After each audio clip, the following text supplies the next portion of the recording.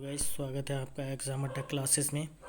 आज हम पढ़ेंगे लेव वाइगोत्स्की के सामाजिक सांस्कृतिक विकास का सिद्धांत। इसको संज्ञानात्मक विकास का सिद्धांत भी कहा जाता है गाइस।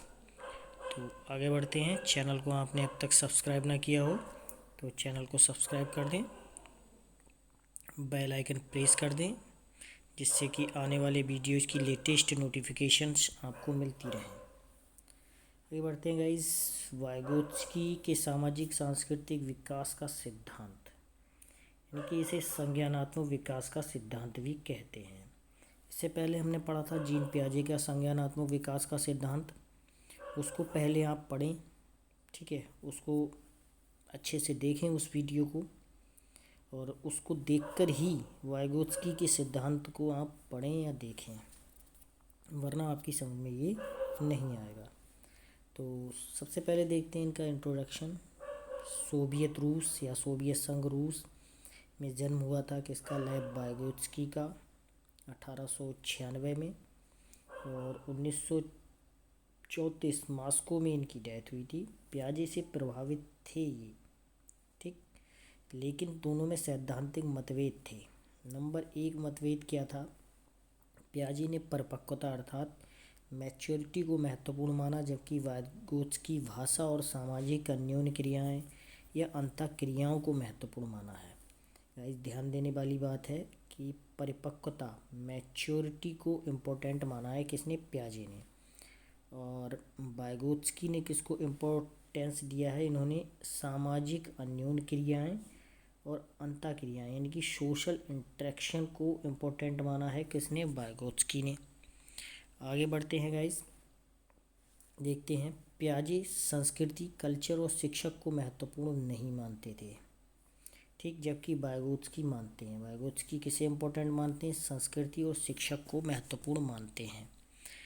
पियाजे क्या मानते थे? पियाजे परिपक्वता को महत्वपूर्ण मानते हैं। कहने का तात्पर्य क्या है? वही ये मानते थे कि बच्चा जैसे जैसे परिपक्व होगा, एक एज से दूसरी एज में जाएगा, दूसरे एज ग्रुप में जाएगा, तो वही चीज़ों को खुद ब खुद सीख जाएगा। लेकिन वाइगोत्स्की उनके अनुसार ऐसा नहीं मानते हैं। वह संस्कृति और शिक्षक का रोल भी उसमें मानते हैं। पियाजे निजी संभाषण अर्थात प्राइवेट स्पीच और या इनर स्पीच कह सकते हैं, अपरिपक्व, जिससे हिंदी में 2 शब्द का यूज उन्होंने किया है, अपरिपक्व और आत्म केंद्रित।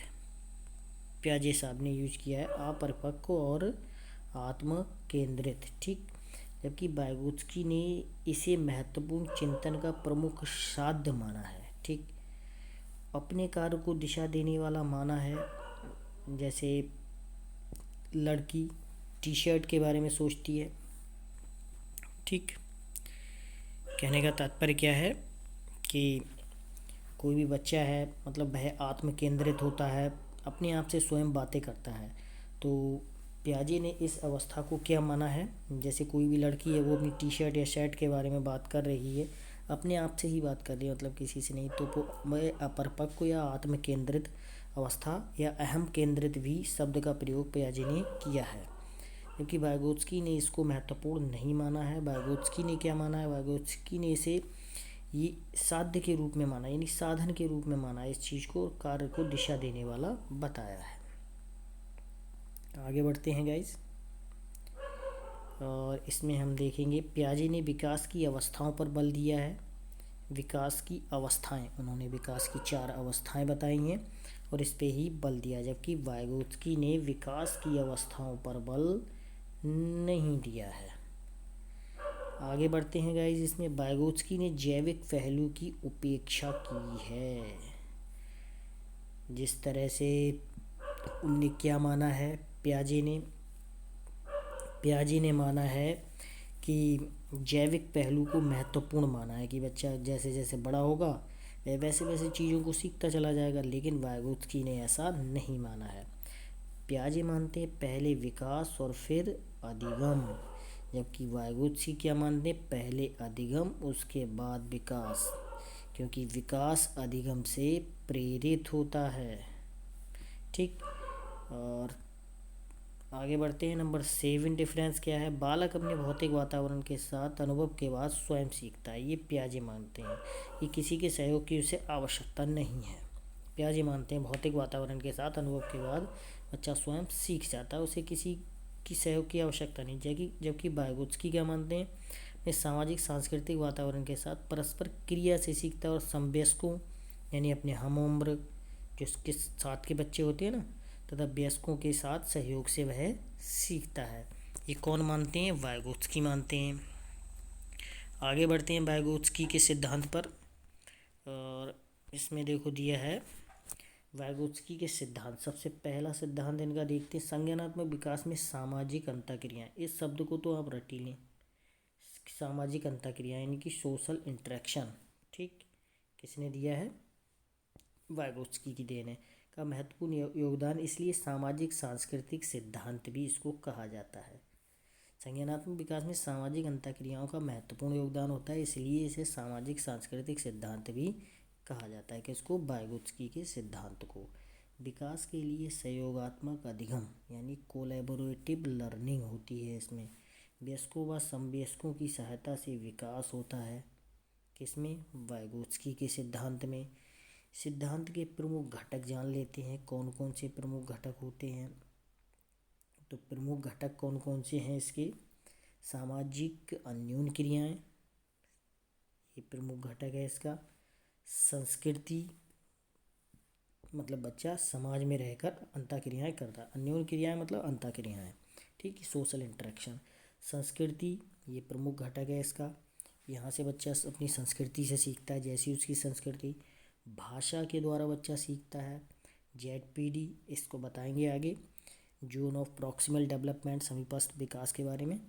ढांचा निर्माण, इसको भी डिस्कस करेंगे। MKO यानी व्यस्क या समवयस्क। MKO का मतलब होता है मोर नॉलेजेबल अदर, यानी अदर पर्सन जो उससे ज़्यादा ज्ञान या नॉलेज रखता है। आगे बढ़ते हैं गाइस। समीपस्थ विकास का क्षेत्र क्या होता है? जोन ऑफ प्रॉक्सिमल डेवलपमेंट, ये इंग्लिश में कहते हैं, शॉर्ट में इसको कहते हैं ZPD। आगे बढ़ते हैं गाइस, देखते हैं ZPD अंतर। बालक स्वयं कर सके तथा किसी अन्य MKO की सहायता से कर सके। ठीक, जैसे कि ये गोला दिया है, इसमें कोई बच्चा है। ठीक, और वह मतलब उसके यहाँ का जो क्षेत्र है, बच्चा यहाँ से यहाँ तक तो मतलब स्वयं कर सकता है। ठीक, अब इससे आगे वह किसी की सहायता से करता है, यहाँ तक गाइस, यहाँ तक। आई होप समझ आ रहा होगा आपको। और यहाँ तक बच्चा स्वयं करता है। और इसके बाद क्या होता है देखो, जो यहाँ से यहाँ तक की जो दूरी होती है, ठीक, इसको बोलते हैं जोन ऑफ प्रॉक्सिमल। इसको बोलते हैं क्या? ZPD। क्या बोलते हैं? ZPD। ठीक गाइस, आगे बढ़ते हैं और देखते हैं। ये समीपस्थ विकास क्षेत्र होता है और यहाँ से यहाँ तक बच्चा किसी की सहायता लेता है। ठीक, तो जिसकी सहायता लेता है उसको तो हम कहते हैं MKO, मोर नॉलेजेबल अदर। ठीक, ये तो सहायता लेता है। आई होप ZPD समझ आ गया होगा आपको कि बच्चा यहाँ से यहाँ तक पहुँचने में, ठीक, यहाँ तक पहुँचता है बच्चा। ये तो बच्चा यहाँ तक तो बिना किसी उसके पहुँच जाता है, जो वो स्वयं मतलब काम कर लेता है। और जो यहाँ तक पहुँचता है, यहाँ से यहाँ तक मतलब फर्स्ट से सेकंड तक बच्चा जो पहुँचता है वो किसी न किसी सहायता लेता है। इसको ही हम ZPD कहते हैं, समीपस्थ विकास का क्षेत्र कहते हैं, जोन ऑफ प्रॉक्सिमल डेवलपमेंट कहते हैं। ठीक, और यहाँ से यहाँ तक पहुँचाने में जो व्यक्ति उसकी सहायता करता है उसको हम MKO कहते हैं, मोर नॉलेजेबल अदर, मतलब दूसरा व्यक्ति ज्ञानी है। जैसे कि कोई बच्चा है, अब वो गुड़िया है, उसके हाथ में कोई बच्ची है, गुड़िया उसके हाथ में है, वो उसके विभिन्न पार्टों को जोड़ लेती है, लेकिन उसका एक पैर मतलब उससे नहीं जुड़ पा रहा है गुड़िया का। तो वह क्या काम करेगी कि आप वहाँ खड़े खड़े देख रहे हो या कोई भी व्यक्ति देख रहा है जो उससे ज़्यादा नॉलेजेबल है, यानी मोर नॉलेजेबल अदर, ये व्यक्ति एम के ओ है कोई भी, तो वो उसे बताता है कि इसे ऐसे करके जोड़ दो। ठीक, कुछ काम तो बच्चे ने स्वयं कर लिए। ठीक, तो ये काम बच्चे ने यहाँ तक कर लिया। अब वो ये काम नहीं कर पा रहा है यहाँ यहाँ वाला। ठीक, अब ये बता दिया मतलब किसी दूसरे ने, तो यहाँ तक वह पहुँच गया ZPD समीपस्थ विकास क्षेत्र। अब ये तो हो गया MKO जिसने बताया। ठीक, अब इस बताने में जो प्रक्रिया का यूज़ होता है, ठीक, जिस तरीके को वो बताता है, यहाँ से यहाँ तक की प्रक्रिया, यहाँ से यहाँ तक की, ठीक, उसको हम जोन ऑफ वो सॉरी ढांचा निर्माण कहते हैं। क्या कहते हैं गाइज? ढांचा निर्माण या स्कैफोल्डिंग उसको कहते हैं। इसे पाड़ भी कहा जाता है या मचान भी कहा जाता है। ठीक गाइस, अधिगम तथा समस्या समाधान आदि में दिया गया अस्थाई सहयोग। ठीक, जैसे कि मैंने आपको गुड़िया का एग्जाम्पल दिया था, तो इसी तरह समस्या समाधान आदि में दिया गया अस्थाई सहयोग जो होता है वह कहलाता है। जैसे कि कोई बच्चा सवाल कर रहा है, अब वह उसका पूरा क्वेश्चन वह कर चुका। ठीक, पूरा क्वेश्चन वह कर चुका, तो यहाँ तक तो है कि बच्चा मतलब स्वयं कर चुका है यहाँ से यहाँ तक का। ठीक, उसके बाद वह कर नहीं पा रहा है, तो आपने उसे बता दिया। ये समीपस्थ विकास क्षेत्र हो गया ZPD, और MKO आप हो गए कि आपने उसे बताया, टीचर ने बता दिया। ठीक, लास्ट में आके उसने अस्थाई सहयोग कर दिया। ठीक, तो उस अस्थाई सहयोग की जो प्रक्रिया होगी, उस प्रक्रिया को ही ढांचा निर्माण हम कहते हैं। ये केवल दिशा देने का कार्य होता है। आगे बढ़ते हैं गाइस, देखते हैं। नंबर 5 दिया, भाषा का प्रयोग न केवल सामाजिक संप्रेषण हेतु बल्कि अपने कार्यों को दिशा देने के लिए किया जाता है। इसमें भाषा का प्रयोग के न केवल सामाजिक संप्रेषण हेतु ही नहीं किया जाता, बल्कि अपने कार्यों को दिशा देने के लिए भी भाषा का प्रयोग किया जाता है। जैसे कि बच्चा वाइगोत्स्की ने बताया है कि बच्चा जो है वो भाषा का प्रयोग इसलिए नहीं करता कि वो सिर्फ संप्रेषण कर रहा है, वह अगर स्वयं से भी बात करता है तो वह अपने कार्य को उस समय दिशा दे रहा है। ठीक है, भाषा को एक सामाजिक औजार बताया है। किसने? वाइगोत्स्की ने। आई होप आपको वीडियो पसंद आया होगा, और पसंद आया हो तो लाइक कर दें और बेल आइकन प्रेस कर दें, जिससे आने वाली नोटिफिकेशन मिलती रहे। ज़्यादा से ज़्यादा इसको शेयर करें, जिससे और भी कैंडिडेट को इसका लाभ मिले। आपने चैनल सब्सक्राइब ना किया हो तो उस चैनल सब्सक्राइब कर लें। धन्यवाद।